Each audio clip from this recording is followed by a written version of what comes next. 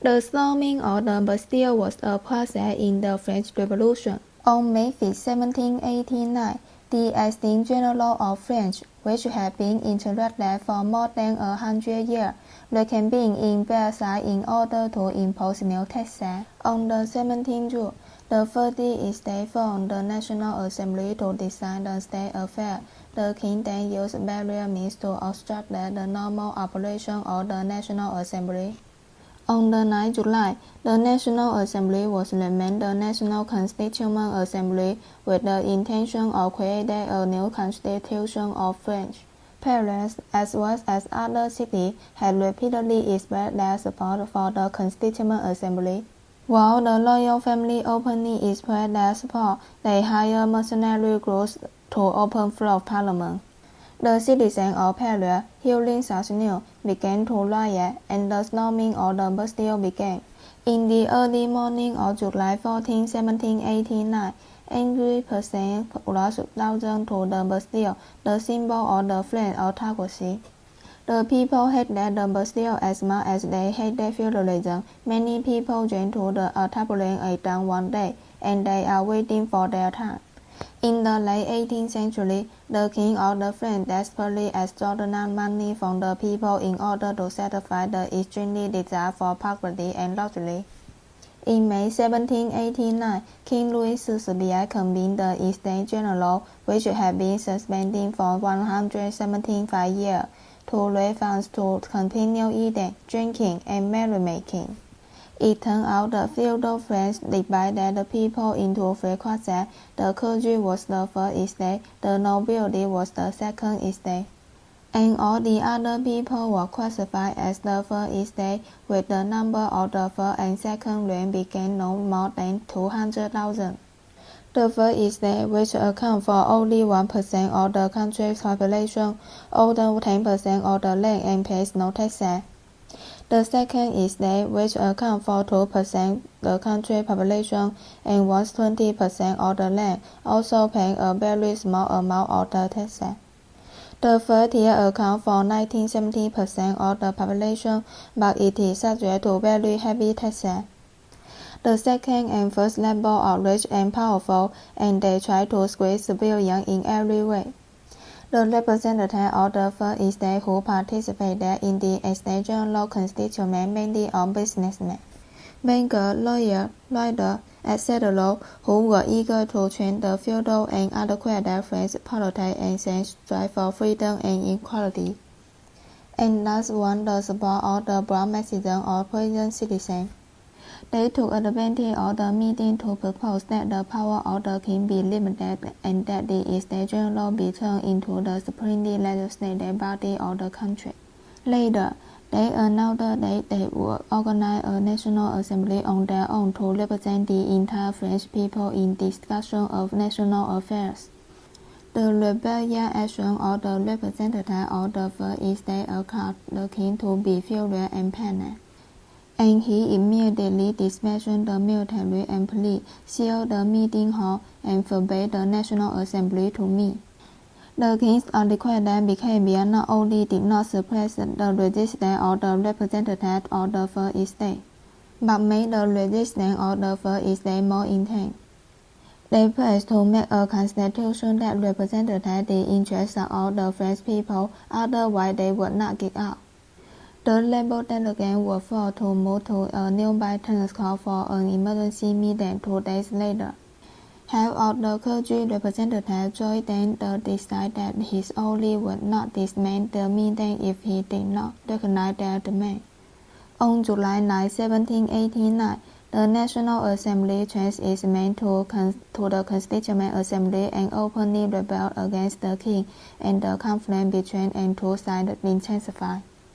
King Louis XVI accepted the Constituent Assembly, but rumor has it that King Louis XVI was furious to secretly mobilize a large number of troops in Paris, preparing to arrest the representatives of the first estate and dissolve the National Assembly by force. After the new blow, the people of Paris was indignant, and tens of thousands of Parisians took to the street. More than 10,000 citizens poured into the garden of the royal officer, and a young man Standing in a high pavilion, shouting citizens, the German soldiers hired by the king are marching towards Paris. They are going to the burn Bastile and massacre, take out arms. This is only way to live. The citizens shout into Louisa, and the people rush on, bringing axes, kitchen iron rod, and shotguns, and gather together and flock to the palace. At this moment a troop of cavalry rushes out, the king's guard, and there are lost on tall horses and sabres in their hands, and sailors snap at the crowd. And in the plain of the iron the streets were covered with the corpses of the citizens. And the blood was everywhere, and the messengers had to flee in all directions. The alarm bell rang all over Paris. And the day of the bloody fighting began again. The townspeople first rushed to the arsenal and seized tens of thousands of muskets.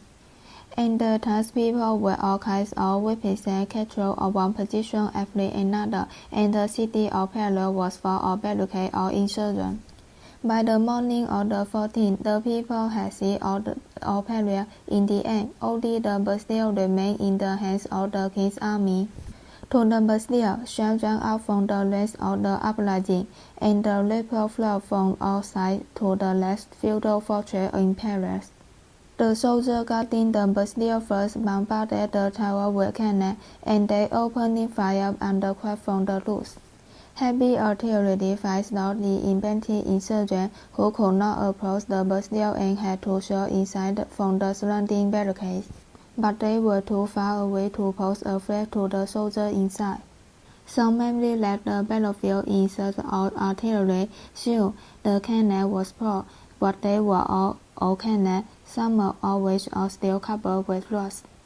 Like antiques from hundreds of years ago, the wall of the Bastille was so faint that the shot fired by the old cannon was so powerless that they could not penetrate them. The enemy artillery was near, and the casualties of the insurgents continued to increase.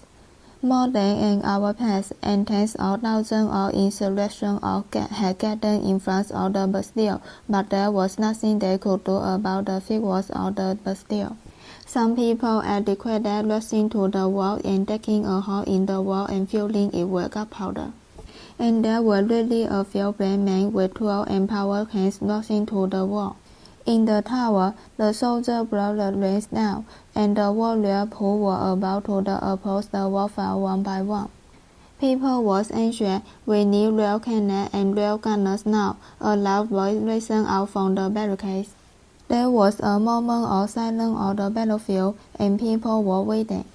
More than 2 hours passed, and the powerful gun was finally followed by experienced gunners. The cannons lowered, and shot was fired into the Bastille, and the wall was brought down, seeing that the tide was turning. The guards finally raised the wider flag and surrendered. The drawbridge was slowly lowered, and the rebel crowd rushed in, breathing a hail of bullets from another part of the defenders who had refused to surrender. The Bastille was then completely demolished by the citizens, but feudalism did not disappear with the disappearance of the Bastille. To commemorate the heroic storming of the Bastille by the people of Paris, France celebrated July 14 as its national holiday. The storming of the Bastille became the signal of the National Revolution. Cities followed the example of the people of Paris, armed themselves to seize the municipal administration and establish the National Guard. Soon, the Constituent Assembly, organized by the people, took power and was followed by the Alger Decree and the Declaration of Human Rights.